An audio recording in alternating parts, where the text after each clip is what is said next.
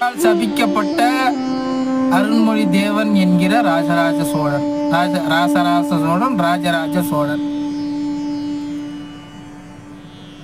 அவனா இருக்கட்டும், அவனுடைய குடும்பத்தார்களா இருக்கட்டும், ஏன் நீங்க தமிழ்நாட்டில் வந்து தழைத்தோங்க முடியல? ஏன் அவன் குடும்பம் இன்னைக்கு தமிழ்நாட்டில் இருந்த அடையாளம் தெரியாம போன காரணம் வந்து சித்தர்களால் சபிக்கப்பட்டவன் அருண்மொழி தேவன் என்கிற ராசராச சோழன், ராஜராஜ சோழன்.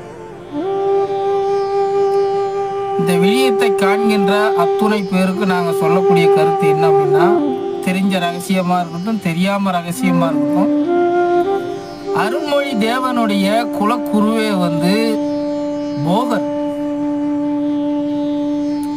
இவனோட ஒவ்வொரு பின்புலத்துக்கும் இருந்து மூளைச்சலவையா செயல்பட்டது அவன் கிடையாது, போகர்.